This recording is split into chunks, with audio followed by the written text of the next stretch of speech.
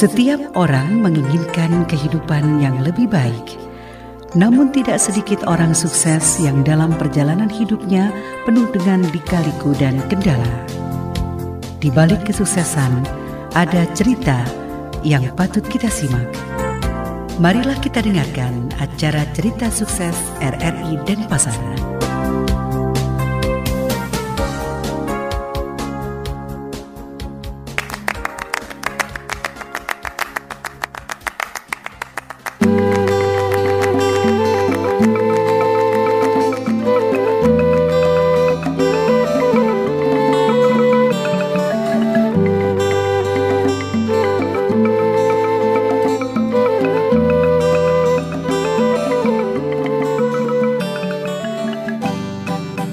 Pendengar, dalam acara cerita sukses kita kali ini, kami akan mengetengahkan seorang narasumber yang multi talenta untuk Anda semua.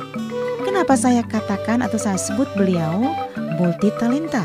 Karena beliau selain menjadi seorang seniman, pegawai pemerintahan, wartawan, dan tentunya yang tak kalah penting, beliau merupakan seorang tokoh spiritual yang tentu sudah tidak diragukan lagi kemampuannya di jagat Bali ini.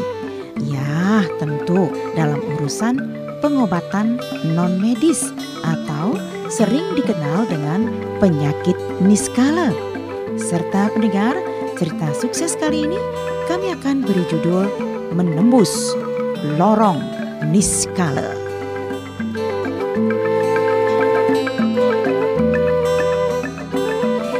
Baik pendengar, untuk mengobati rasa penasaran kita tentang cerita kehidupan narasumber ini, kami akan mengajak Anda meluncur ke daerah wisata Ubud, tepatnya Banjar Pengosekan, Desa Mas, Kecamatan Ubud, Kabupaten Gianyar. Bertemu narasumber kita, Jero Mangkudalang Inyoman Badre SSN Dharma Usada Gedong Suci Usada Agung Bali Niskala, dan Guru Besar Perguruan Siwa Buddha Mahasidi.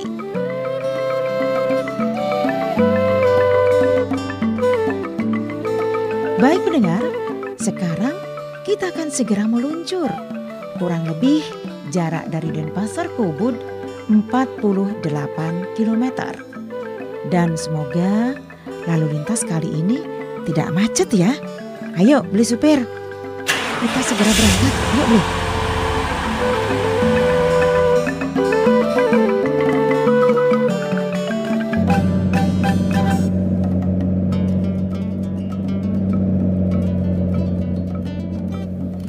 Pendengar, perjalanan kita kali ini dapat kami lihat dari dalam mobil tidak begitu ada halangan berarti. Harus lalu lintasnya pun lancar-lancar saja. Dan kita sudah pada wilayah Kecamatan Ubud. Di sini tidak saja banyak masyarakat lokal yang melaksanakan aktivitas kesehariannya, dapat juga kami saksikan di sini banyak wisatawan mancanegara lalu lalang, baik jalan kaki atau naik sepeda motor. Pemandangan Ubud ya memang masih memukau. Selain banyak objek wisata, pertunjukan seni hampir setiap malam. Kemudian banyak juga cenderamata seni seperti lukisan, patung dan lain sebagainya yang bisa kita dapat saat berkunjung ke sini. Stop Pak Supir, stop dulu, stop. Nah. Itu lihat tuh, papan namanya. Baik ya, saya akan cek dulu. Mungkin benar ini lokasi kediaman Jerdalang Badre. Wah, benar. Inilah dia, tertulis di papan nama Gedong Suci Usada Agung Bali Niskala dan Perguruan Siwa Buddha Mahasidi, Jero Mangkudalang Badre. Baik Pak beli sopir, saya masuk saja dulu ya ke dalam. Sudah tidak sabar lagi kepingin berbincang untuk mengetahui kisah hidupnya.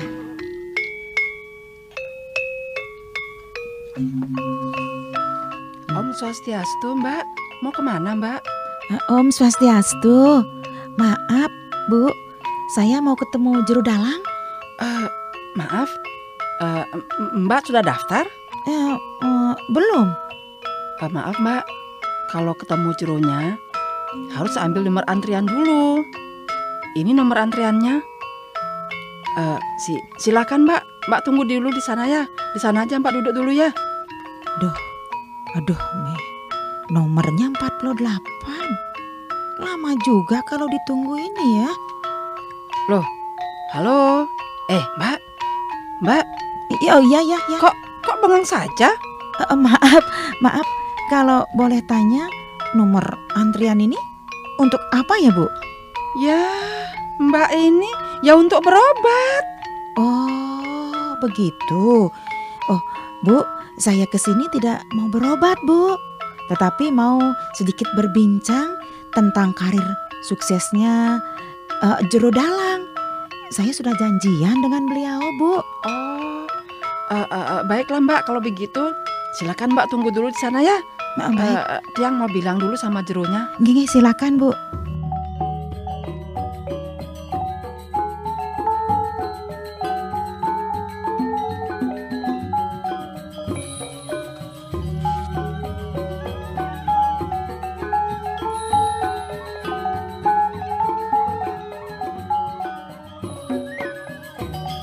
Memang ramai juga ya orang-orang pada berobat di sini. Selain umat Hindu, ya itu tuh teman-teman non-Hindu juga banyak. Tadi juga saya lihat ada rombongan bule di antar guide-nya ke sini. Oh. Om Swastiastu. Om Swastiastu. Saya yang telepon kemarin, Jero. Janjian untuk bincang-bincang hari ini. Dan dialog kita ini akan disiarkan dalam acara Cerita Sukses Pro 1 RRI Denpasar, Jero. Oh, yang kemarin pagi itu ya? Iya, Jero ya. Oke, baiklah. Apa yang mau ditanyakan? Maaf, Jero dalang. Saya tertarik sekali ingin mengulas kisah kesuksesan hidup jero dalang. Nah, karena jero dalang banyak sekali mempunyai profesi yang tentunya harus pandai mengatur waktu dan perlu energi ekstra. Bukankah begitu, jero dalang? Iya, betul. Nah, untuk melaksanakan semua itu saya dengar kan begitu, Jero. Nah, Jero selain jadi pegawai pemerintah, juga jadi dalang yang rutin pentas 2 kali tiap minggu. Dan menjadi seorang Dharma Usada yang juga saya saksikan saat ini pasiennya begitu banyak yang antre. Saya tadi aja dapat nomor 48. Kemudian saya juga Jero juga tahu kan begitu, Jero ya. Jadi Jero juga merupakan guru besar perguruan Siwa Buddha Mahasidi yang khusus mengajarkan spiritual terkait ilmu kebatinan. Nah, tentu luar biasa banyak sekali ya kegiatan yang Jero lakukan. Bagaimana lalu Jero untuk mengatur waktu dengan semua kegiatan itu, Jero? Iya, terima kasih atas pertanyaannya. Pertanyaannya sangat bagus sekali. Dan kalau kita pikir sebenarnya, kalau kita uraikan sebenarnya dari rangkaian kegiatan kita dalam hidup, khususnya kehidupan saya kan begitu ya, Mbok Lohayu kan benar namanya. Betul.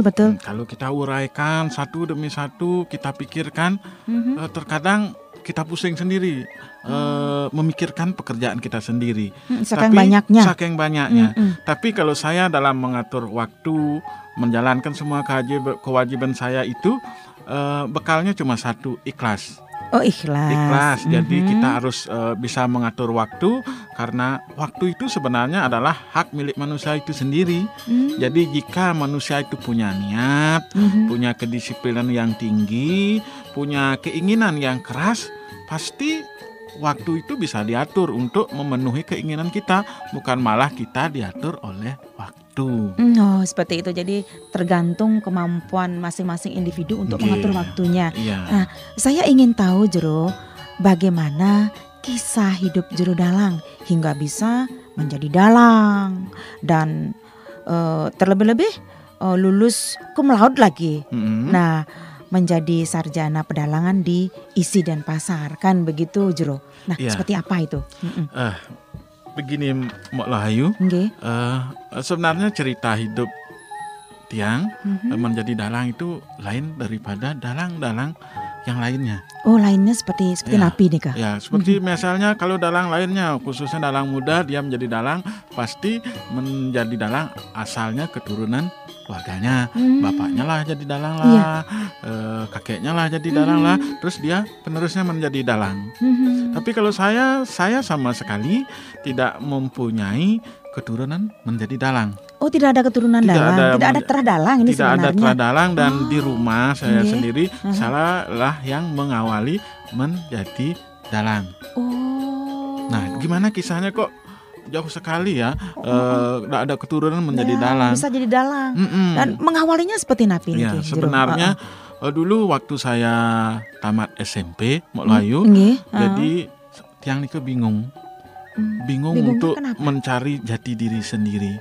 Kan di rumah saya ya bukan bermaksud melebihkan atau menyombongkan diri. Saudara-saudara saya ada jadi klien, ada jadi pengurus inilah, pengurus itulah. Banyaklah orang datang berpakaian adat, ya minta wejangan dan lain sebagainya. Saya bingung, kalau saya tidak belajar, mana bisa saya seperti keluarga saya yang lain. Ada orang yang datang dan semacam memohon tuntunan lah, semacam mohon pencerahan lah. Semoga saya menjadi orang yang berguna di dunia ini. Nah, terus timbullah ide saya, niat saya untuk sekolah di SMKI yang sekarang namanya SMK 3 Sekwati dan mencari jurusan pedalangan. Jadi itu kisah awalnya. Kisah awalnya untuk menjadi dalang sebenarnya tidak ada keturunan, tapi karena ingin menjadi orang yang berguna, ya mencoba mempelajari pelajaran tentang pedalangan itu tersebut. Luar biasa sekali itu mencari jati diri sendiri. Menjadi jati diri sendiri. Tentu dalam skup pembelajaran itu saya sedikit kebingungan karena kelas-kelas yang lain itu teman-teman yang lain ya semuanya anak dalang, semuanya keturunan dalang, ya minimal mereka sudah bawa bekal dari rumahnya, darah daging orang tuanya, taksu itu sendiri. Ya, setidak-tidaknya wayang sudah punya. Sudah punya dan saya belum punya wayang juga. Luar biasa. Nah, saya sangat tertarik Jero. Jadi ingin mendengarkan sekilas bagaimana kalau Jero mendalang dengan kan adanya di objek wisata dengan bahasa Inggris seperti Napi nih kok. Iya. Ya, ngomong-ngomong masalah ngewayang bahasa Inggris itu juga ada cerita uniknya. Ada nggih, Ya, dulu waktu saya belajar di SMKI baru semester 1. Baru semester 1 belum tahu tentang mendalang, tapi saya sudah dari SD sudah rutin lah dari hotel ke hotel di Ubud untuk mengiringi dalang dalam pementasannya, ya baik megambel, baik gambel gener dan lain sebagainya. Dan tiba-tiba pada semester 1 saya belum mengerti tentang pedalangan. Saat saya mau pentas, dalang yang seharusnya pentas tidak datang. Dan saya tiba-tiba ditunjuk oleh asisten dalang itu bahwa saya harus ngewayang. Wah, itu untuk awalnya seperti itu. Jadi Tiang mencoba untuk mendalang. Tentu wayang ceritanya itu sudah saya pahami karena kesehariannya 2 kali seminggu sudah mendalang, mengiringi dalang megambel di sana. Ya saya pentas-pentas saja, tapi keringat itu basah sampai membasahi pertiwi Melayu. Iya, jadi karena baru perdana ya. Saya ngoyang dengan bahasa Inggris. Yang lucunya ketika tidak bisa tertahankan ketika saya ngelucu dalam bahasa Inggris. Iya. Seperti apa gitu? Ngelucu dalam bahasa Inggris. Jadi turisnya ketawa dan saya sendiri ketawa. Sampai beberapa menit saya ketawa tidak bisa mendalang lagi. Seperti itu mengawali. Jadi untuk Ya. Uniknya itu baru perdana tampil sudah langsung mendalang bahasa Inggris kan, luar Dan biasa. waktu itu turisnya ya puluhan, ya kalau kurang lebih 140-an waktu itu luar biasa tiket banyak, yang terjual. Ya seperti itu Mbak Wahyu. Tapi untuk mengetahui lebih lanjut bagaimana tiang wayang berbahasa Inggris, mari kita sekilas putar audionya, dan jika ingin melihat secara utuh bisa nanti ditonton di YouTube. Sudah ada di YouTube ya? Iya, dimasukkan luar oleh biasa seorang sekali. bule yang sangat tertarik dengan kehidupan tiang, jadi dia memvideokan wayang tiang dan dimasukkan ke YouTube. Wow, bisa kita saksikan di YouTube ya, pendengar.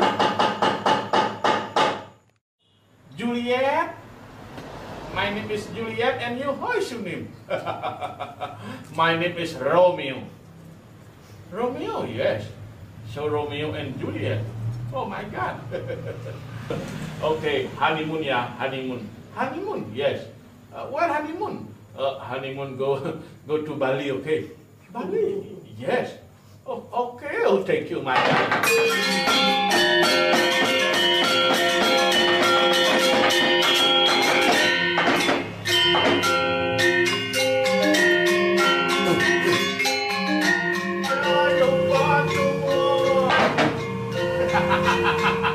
You shall not anything, you shall not. Ada semati.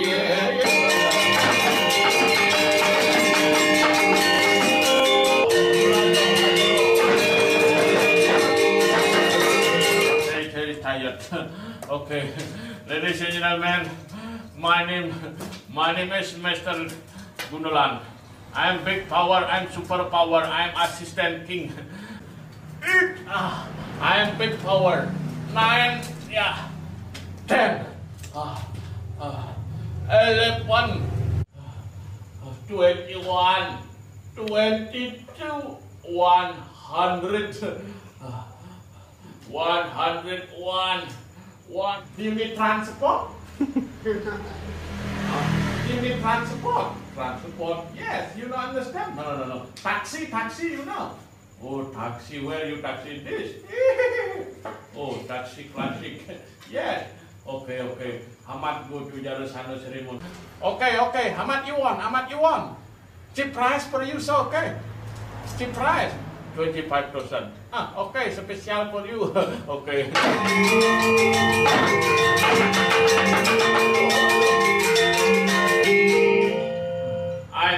I'm sorry. I want translate. That's not so good, you know. You not me so. Not want kill King Jarasana. Okay, no problem. Prepare with them King Jarasana. Kill me like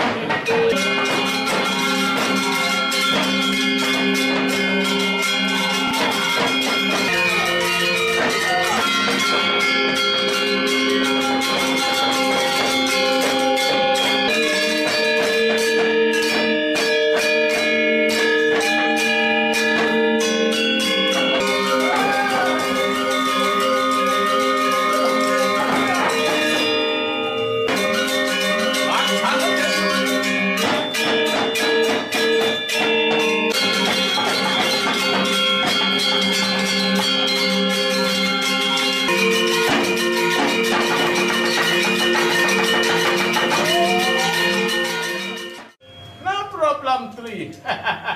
Back. No problem 4. No problem.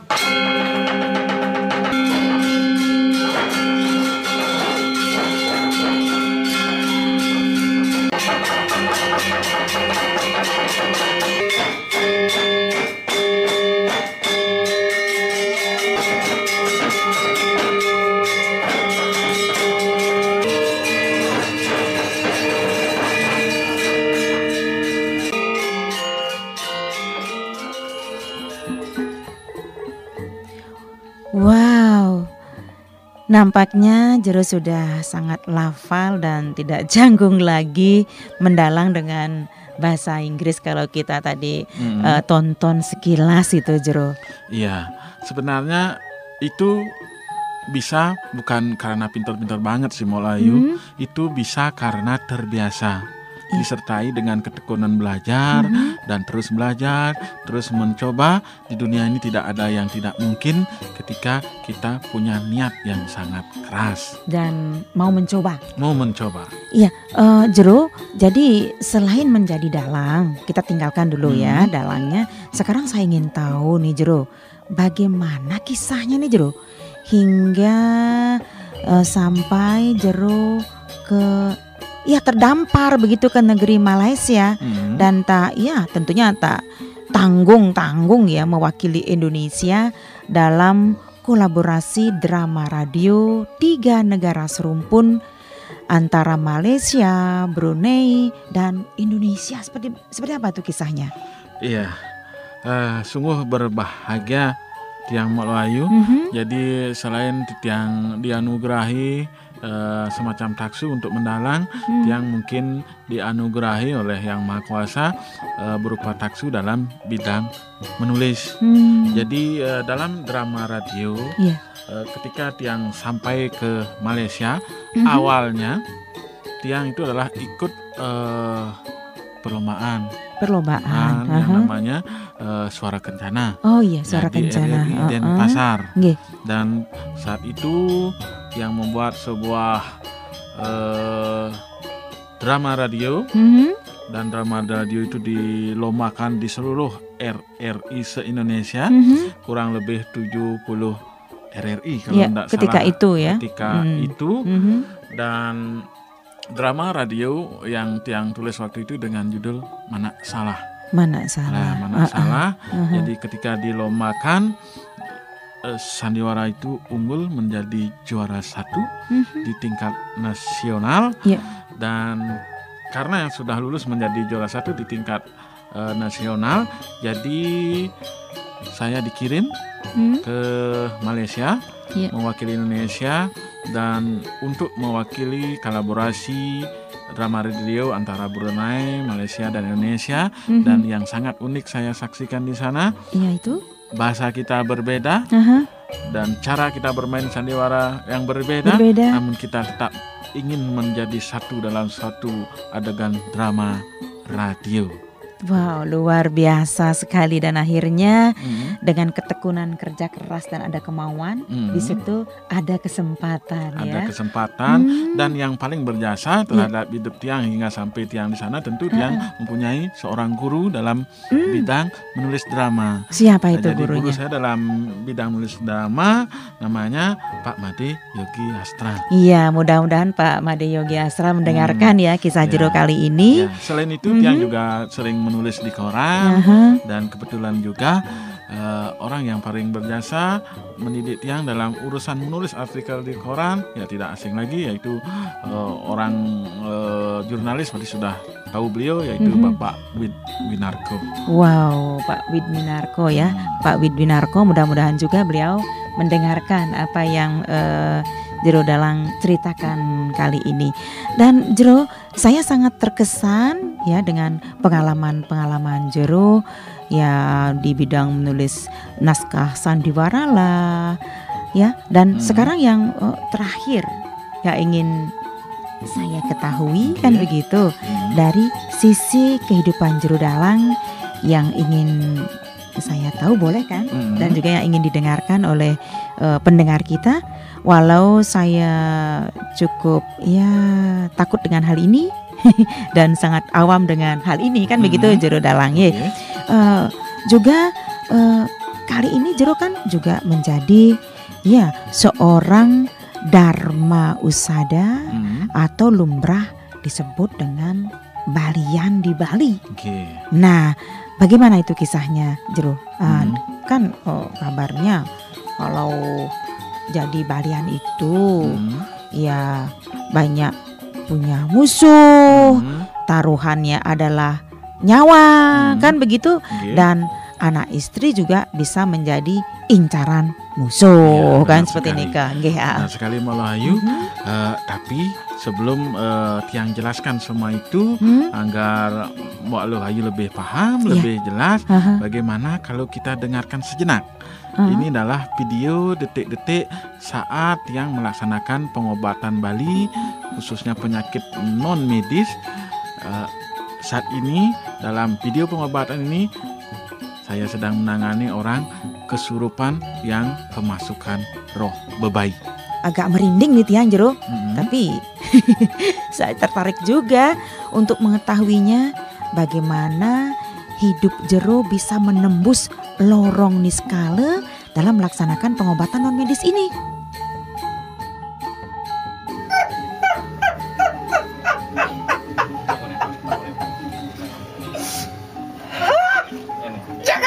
Hah? Kamu siapa ya? Saya malu bilang. Enggak usah malu-malu. Kalau sudah itu enggak usah malu-malu. Aduh, jancok kamu jancok. Aduh, jancok kamu jancok. Jancok itu apa? Sasa. Aduh. Dari mana asalmu? Asalmu dari mana? Saya malu bilang. Tidak usah malu bilang.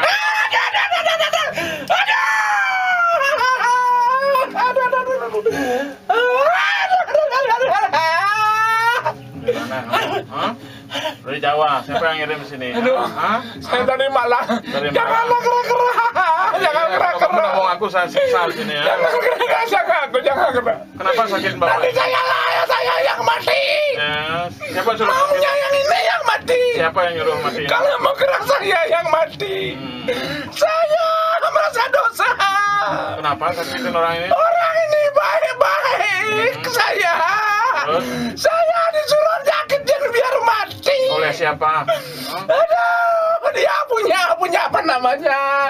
Aduh, dia ipar namanya.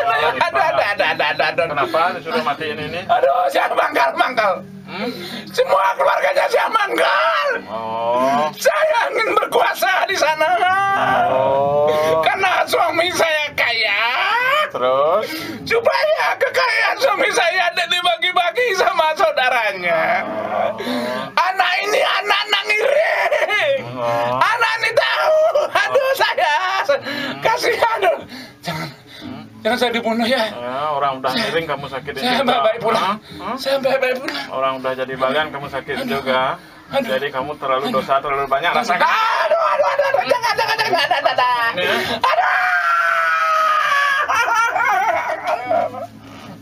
Aduh, ampun. Aduh. Asal kamu dari mana? Hah? Malang. Kamu setan, jin apa? Hah? Saya minta Hah? di orang sakti sana. Oh. Suruh mati. Oh. Anak ini karena baik. Orang ini keturunan orang suci. Nah, terus? Tidak bisa yang membunuh. Ya. Saya takut, saya menunggu ajal saya sekarang. Saya menunggu ajal saya. Dosa besar saya nyakiti orang begini. Makanya jangan nyakitin orang yang sudah nganya. Aduh, minta tolong dah. Nggak usah sakit. Saya ingin hidup. Saya ingin hidup. Jangan Foto aja kamu di sini ya. Ya, saya pulang. Saya tanggung jawab sama keluarga saya pegang sekarang biar baik-baik. Keluarganya semua baik. Itu semua keturunan pemangku semua. Saya salah. Aduh, sudah. Jangan lepas saya mau pulang. Serem juga ya Jero. Kalau gitu model-model orang sakit yang datang ke sini untuk berobat. Iya, itulah pengobatan niskala Malayu. Jadi memang seperti itu yang sering kita tangani di sini di Gedong Suci Sado Agung Bali Niskala itu ya macam-macamnya seperti itu. Orang kesurupan, kemasukan bebayi, kemasukan setan biasanya kalau orang yang dari luar Bali berobat ke sini. Dan kalau bule yang berobat ke sini paling-paling biasanya dia minta diramal kehidupannya ke depan. karirnya dan lain sebagainya. Tapi lain dengan mendalang dan lain dengan menjadi balian. Kalau menjadi dalang itu tidak ada keturunan. Jadi kalau menjadi balian ini memang keturunan dari Bapak Tiang sendiri yang dulunya pada zamannya adalah seorang balian yang cukup terkenal di sini, di desa saya, bahkan di luar desa sini banyak dulu orang yang berobat ke sini. Jadi saya cuma ingin meneruskan bagaimana kebaikan bapak saya dulu menjadi seorang pengobat, dan karena selama ini di rumah saya tidak ada yang berani, tidak ada yang mungkin belum siap. Jadi saya menyiapkan diri. Sebetulnya saya menjadi balian sudah merupakan hobi. Menelusuri hal niskala itu memang merupakan hobi juga. Jadi sejak 3 SMP yang sudah berguru dari balian 1 ke balian B, dari balian A ke balian D, dan Tiang meneliti kemampuan-kemampuan balian, jenis-jenis balian dan yang lainnya. Dan tahun 2009 Tiang mewintan, dan setelah mewintan itu dengan dramatis banyak orang yang datang, pasien-pasien bapak Tiang yang datang mungkin diketahui Tiang sudah diwintan, dan di situ Tiang mulai belajar dan terus belajar mengobati, dan Tiang juga mendirikan sebuah perguruan yang namanya Perguruan Siwa Budoma Sidi. Di sini Tiang mengajarkan teman-teman untuk belajar mendekatkan diri sama Tuhan, belajar untuk menjaga diri dari serangan-serangan niskala, belajar mengendalikan diri dari sifat buta kala dan yang lain sebagainya. Sudah mengarah kepada bagaimana meningkatkan spiritual kita agar lebih baik, begitu Jero nggih. Luar biasa sekali. Kalau baliannya itu ada terahnya, memang ada. Orang tua, jadi Jero sekarang melanjutkan dan menyempurnakannya. Seperti ini kan. Nah, Jero selain tempat pengobatan di Gedong Suci kan begitu. Nah, di sini juga saya lihat itu tuh ada apotik niskala. Bagi saya kalau ke apotik itu ya sekedar beli obat mah lah atau pusing lah seperti itu kan, itu sudah biasa banget seperti ini ke Jurungi. Tapi ini apotik niskala.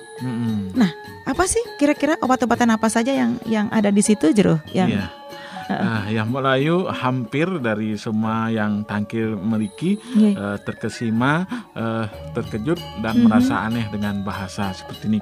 Di sana di tempat itu ada apotek niskala. Sebenarnya itu adalah suatu pengembangan dari Tiang sendiri, suatu kreasi dari pengobatan di sini. Apotek niskala itu sebenarnya menyediakan berbagai obat-obat penyakit niskala. Seperti bayi, pepasangan, kena guna-guna, kena cetek, kena penangkep, karang panas dan lain sebagainya. Dan di sana pun Tiang mempunyai sebuah produk yang sudah hampir pernah dikirim ke seluruh Bali, beberapa ke Indonesia dan beberapa juga ke Amerika, ke Australia, ke Jepang, dan waktu ini Tiang ngirim ke India.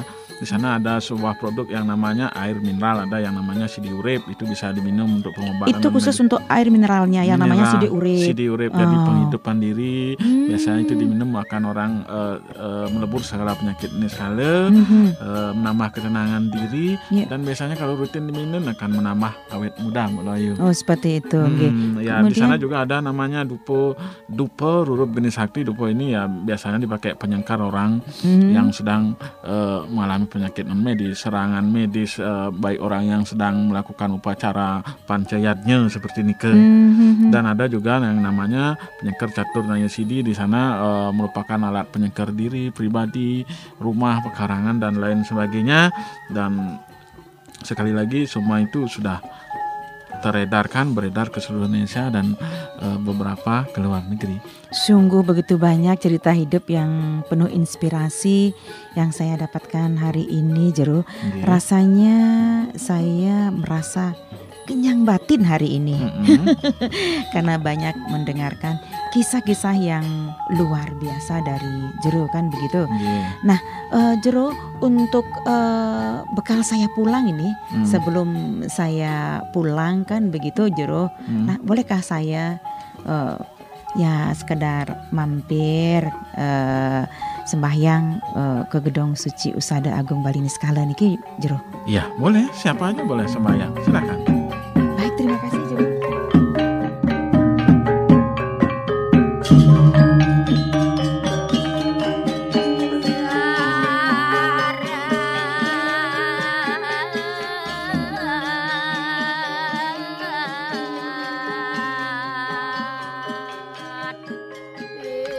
Pendengar, saya sudah selesai sembahyang dan sekarang saatnya saya pamit undur diri. Sampai jumpa dalam acara cerita sukses orang-orang yang sukses berikutnya. Semoga bisa menginspirasi hidup Anda dan sampai jumpa.